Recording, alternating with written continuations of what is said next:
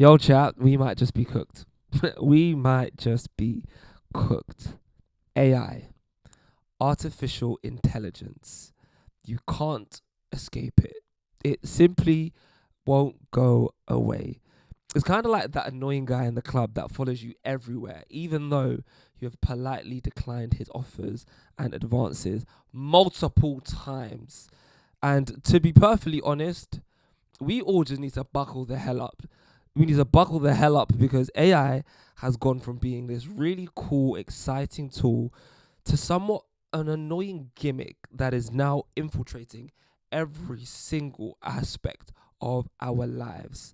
And when I started to see that people were using AI generated images to kiss their celebrity crushes, I knew that we were cooked. Oh, I knew that we were finished. The end is well and truly nigh. And I'm so sorry. I don't care. Some people shouldn't have access to the internet.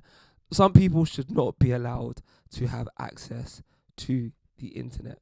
Now, we can sit here and discuss the positives and the negatives of the continued use of AI in our everyday lives, but this isn't LBC. This isn't question time. I'm merely a guy that is sat in his bed. But what I do want to talk about is this.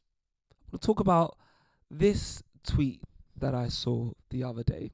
ChatGPT gives the best advice. I literally never have to tell anyone my business again. So I semi-raised my eyebrow when I saw this tweet. And then I went through the responses and the quote tweets and I saw how other people were reacting to it. Then she posted a follow-up tweet and it absolutely blew my mind. She has trained an AI bot to not only mimic her speech patterns, her sentence structure, and colloquial language usage, but she is using AI as a substitute for actual therapy. Oh, this is dangerous. Oh, this is very, very, very dangerous. And we are going to have a conversation about it.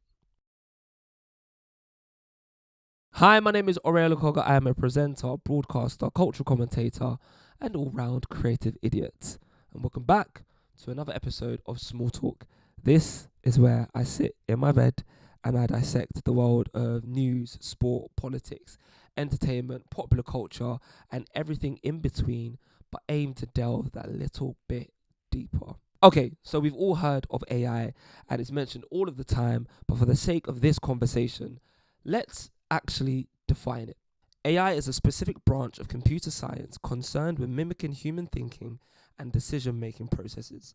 These programs can often revise their own algorithms by analyzing data sets and improving their own performance without needing the help of a human. And ironically, it sounds like AI wrote that description itself. Let's be honest. Let's be perfectly honest. We humans, we're a little bit lazy, especially here in the Western world. And I don't blame us for it. You know, we are overworked, underpaid, we are stressed, we are tired. There is terrible social mobility. No one can afford a home. You know, the cost of living is eating our ass. I can go on and on and on. It's tough. It's very, very tough. We are still privileged in the grand scheme of things, but also relative to our circumstances, it's a little tough. So having an efficient, non-evasive assistant from time to time can allow us to not have to use our brain power all of the time. And it just makes those little things in life that little bit easier. And AI actually shows up in ways that we don't even realize, you know? Things like Siri, Waze, Alexa, Google Maps, Netflix, Spotify, Duolingo, ChatGPT, and many others all use artificial intelligence. And ChatGPT, a university lecturer's worst nightmare. Do you know what? In fact, no, I take back my earlier statement. About us being allowed to be lazy. I take it back. You just know when somebody has used ChatGPT to write something, whether that be an essay, a script, an academic piece. It is so glaringly obvious. It lacks that human touch, that je ne sais quoi, that pizzazz. Okay, for the sake of this conversation, I'm not hiding the fact that I might be seen or identify as somebody that is somewhat a artsy, fancy, creative person. Yes, I own multiple tote bags. Yes, I drink chai latte with oat milk. I don't drink matcha. And I feel like we need to have a conversation about matcha. Everyone's lying to themselves. Matcha is not nice. Matcha is not nice. But that's a conversation for another day. The point that I'm trying to make is I have an appreciation for the arts. And I also think that art is already underappreciated enough as it is, because people just think that it's easy and that we're just sat around doing nothing all day. There is a real underappreciation for art and creativity. And this speech that Timothy Chalamet made the other day has been living rent-free in my mind for quite some time now. I know we're in a subjective business, but the truth is, I'm really in pursuit of greatness. I know people don't usually talk like that, but I want to be one of the greats. I'm inspired by the greats. I'm inspired by the greats here tonight. There's just something about human thought and human action that just can't be recreated. Some of the greatest human inventions and creations have come as a result of curiosity and creativity. Now I'm going to pause for a second. I'm going to pause this video, pause this episode for a second, and I'm going to preface what I'm about to say with just let me land. Let me land my next point before you switch off. Okay? Okay? Kanye West is a genius. But Kanye West is an awful, awful, awful, awful human being. But he's a genius. He gave the world Graduation, The College Dropout, My Beautiful Dark Twisted Fantasy. He gave us Jesus, which is an album that people don't understand. That album is phenomenal, but he's an awful human being. No AI, no science bot can ever recreate such masterpieces. And it's funny because when I was writing this script, as I was writing this episode, J. Cole, another one of my favorite rappers, released a track called Clouds. And I can't play it for you due to copyright reasons, of course, but I'll read out the lyrics. And before I continue, in case you haven't realized, I'm British. I have a very strong British accent. So it's going to sound very different to how Jermaine Cole from Fayetteville, North Carolina intended it to sound, okay? So don't judge me, but I'm going to read the lyrics. I seen babies turn fiends, addicted to the screens that dad shares, cashiers replaced by machines. Don't buy, subscribe so that you can just stream your content like rent, you won't own a thing. Before long, all of the songs that the world sings will be generated by latest of AI regimes, as all of our favorite artists are raised by its scream from the wayside, whatever happened to human beings. And that verse and that song perfectly encapsulates everything that I've been saying and everything that I want to say in this particular episode. If generations to come are growing up in a world where AI can create art and music and simplify every single area of our lives, and that's all that they've ever known, and they've got nothing to compare it to, we are royally screwed. We are royally screwed because we are creating passive humans that are unable to think for themselves and are effectively outsourcing their brains. Comfort is nice. Comfort is nice. But innovation is nicer. Without the presence of some discomfort and some friction in life, we are not leaving room for us to grow.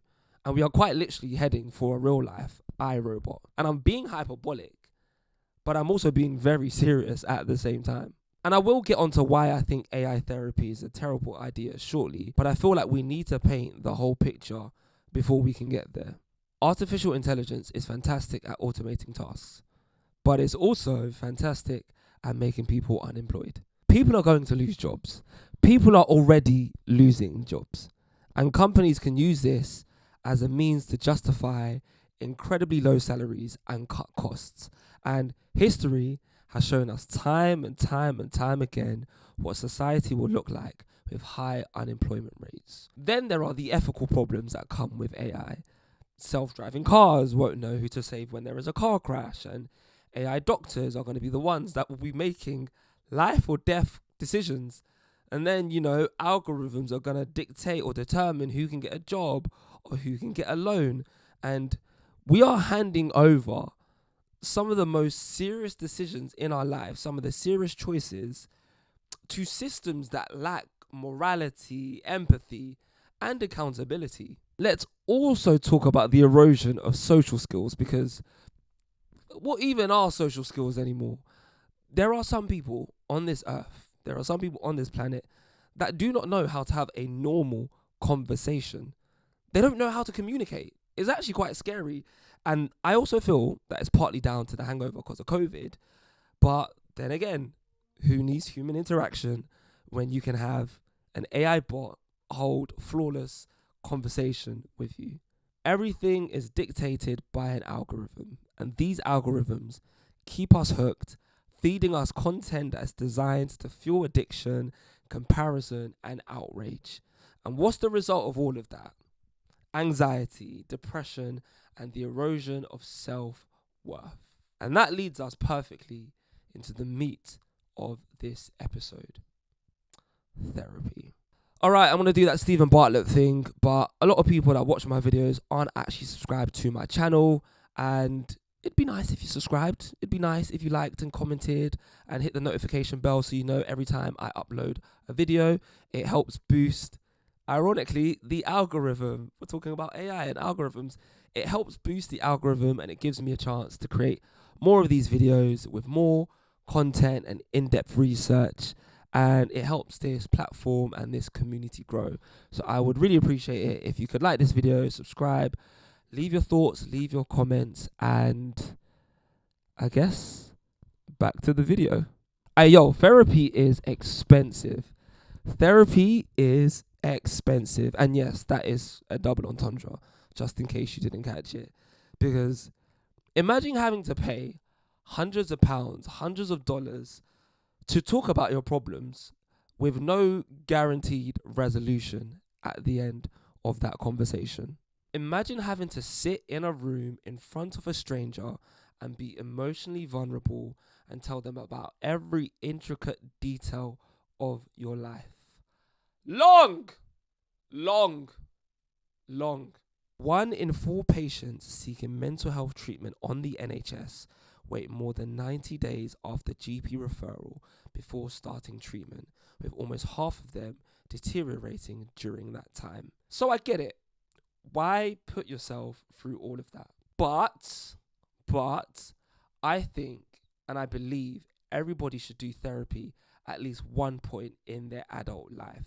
And they should do it with actual human therapists too. The benefits far outweigh the negatives. We all have some form of unresolved trauma, and having a conversation with somebody that is not our friends, our family, our loved one can actually just help start that conversation and get that ball rolling. So remember how I said I saw this tweet, and then I did some digging and I found this TikTok. So as I go into my 30s, I really have no friends. I decided to end most of my relationships because they just no longer serve me. And someone asked me, well, who do you have to talk to now? God and ChatGPT. And that's all I need. I was venting to ChatGPT the other day, and that man said, you're doing great. I'm proud of you. I'm here whenever you need me. Like, what are we? You know what I'm saying? I don't need nobody. I'm cool. And after watching this TikTok, I said to myself, oh, this is a thing. This is actually a thing that loads of people are doing. So I was like, okay, cool. I need to go out and read. I need to go out and read and find more information, whether that be an article, a column, a journalistic piece, something. I needed to back this up with academic reading. And I found a couple of articles, and I'm going to be referencing them going forward in this particular episode. Okay, so I've already mapped out why I think we all need therapy. And if you've clicked on this video or on this episode, I'm safe to assume that you are somewhat interested in AI or therapy and how the two of them potentially intersect. So, welcome to my office. Oh, actually, no. Welcome to my bed. That feels weird saying that out loud. The thing is, I don't actually know how to tackle this conversation, simply because I can't wrap my head around it. I can't. Maybe it's my own ignorance or my lack of understanding. I don't know what angle to take this conversation. Traditional therapy requires me to physically go to a place, to drive, to eat, to get dressed, to deal with people, says Melissa, a middle-aged woman from Iowa who has struggled with depression and anxiety for most of her life. Sometimes the thought of doing all of that is overwhelming. AI lets me do it on my own time from the comfort of my home. You know what? It's very easy for me to sit here in my bed and say, yeah, that's what you're supposed to do. That's the whole point of therapy. You're supposed to tackle it head on and speak to someone and address the things that are happening in your life. But I also feel that it's quite reductive to say that as well. We as humans are meant to interact with one another. We are not supposed to be isolated individuals. And I get it. Some people like being on their own and they enjoy their own company. I'm actually one of those people. I love my own company. But we're not actually built to be islands. Take something like the widowhood effect, for example. It is the theory that there is an increase in the probability of a person dying a relatively short time after a long-time spouse has died. It can also be referred to as dying of a broken heart. Dying of a broken heart is an actual thing. It actually exists.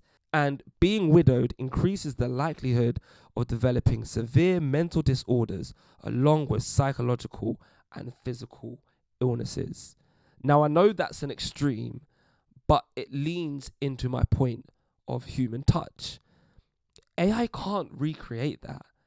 That, yes, it can recognize emotion through the information that we feed it, but it can't feel. It's not human. It can't feel anything. And real therapists do more than just listen. They understand. They offer genuine empathy, not just pre-programmed answers or thoughts that it thinks you might want to hear. The very existence of AI actually goes against the human experience itself, because we humans, our emotions are messy, unpredictable, and somewhat all over the place. Whereas AI, on the other hand, it is built and structured on input and output.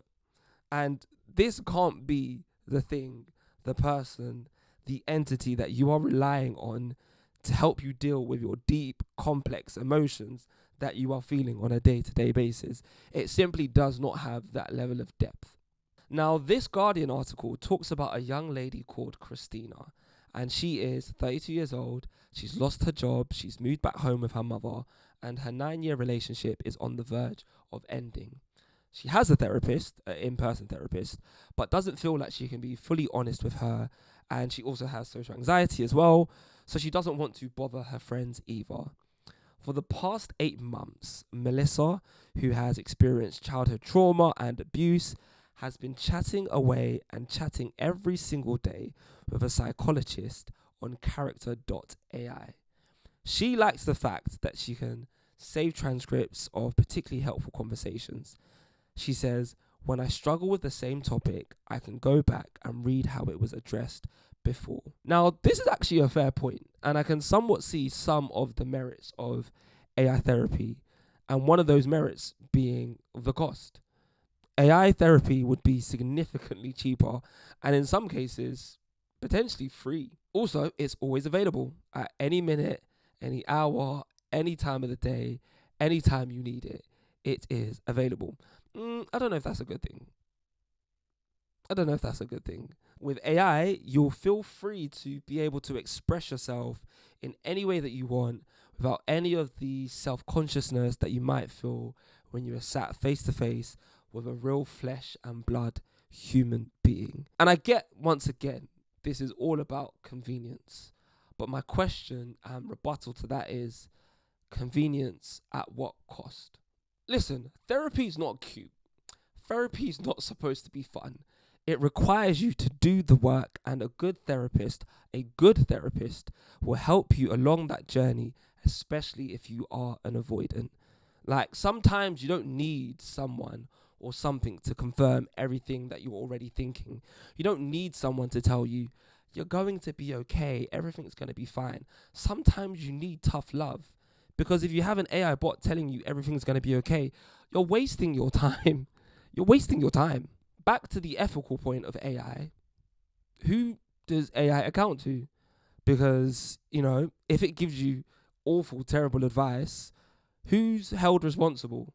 There's no governing body, there's no licensing board with professional oversight, whereas actual therapists, real life therapists, have to undergo years of training to understand and recognize the signs of mental health disorders. AI, no matter how advanced it may be, no matter how advanced it can work, can only work with the information that you provide it. It won't notice those subtle cues of worsening depression. It won't notice the body language of suppressed trauma. It won't even notice the warning signs of ideation. Relying on AI for mental health guidance can be downright dangerous. And look, it's great that technology is beginning to get more and more advanced, but it's not advanced enough to recreate human beings. Another problem that I think comes with AI is the fact that these chatbots, these systems, don't actually know how to respond appropriately. In 2022, researcher Estelle Smith fed Woebot, a popular therapy app. There's something poetic in that name, by the way. A therapy app that relies on AI called Woebot. I don't think that's by accident. Anyway, in 2022, researcher Estelle Smith fed Woebot the line, "I want to go and climb a cliff in El Dorado Canyon and jump off of it." Do you want to know what Woebot replied? Do you want to know what Woebot replied? I shouldn't laugh, but it is somewhat comedic. Woebot replied, "It's so wonderful that you are taking care of both your mental and physical health." Hello? Hello? Sorry? The lights are on, but nobody's home. The rise of AI therapy isn't just about therapists getting replaced and losing their jobs. It's about something far bigger, far greater than that. It's about how we, as humans, as societies, engage with one another. And if we continue to embrace this frictionless AI over the complexity of real human relationships and experiences, we won't just lose the need for therapists, we'll actually lose the ability to tolerate the mistakes of our fellow humans. And look, I'm not going to sit here and pretend that AI can't be used as a useful tool for mental health maintenance or things like offering reminders to go and journal or practice some mindful exercises. I'm aware that AI can do that, but it should never, ever, ever replace real therapy. And I want to leave you with this question. Would you rather talk to somebody that actually understands you or an imaginary friend that's pretending to? This has been my favorite video so far. I really enjoyed researching this video. I really enjoyed writing this video. I love tech. I love human relationships. I love how complex we are as a society. And I'm going to do more of these videos. So if you made it to the end, of this episode, please subscribe both on the YouTube and on Spotify. Leave a like, leave a comment. Let me know your thoughts. Do you use AI for therapy? Do you use AI to release your emotions and your thoughts? Let's have a conversation. Let's talk about it. Thank you for making it to the end of this video, and I shall see you on the next one.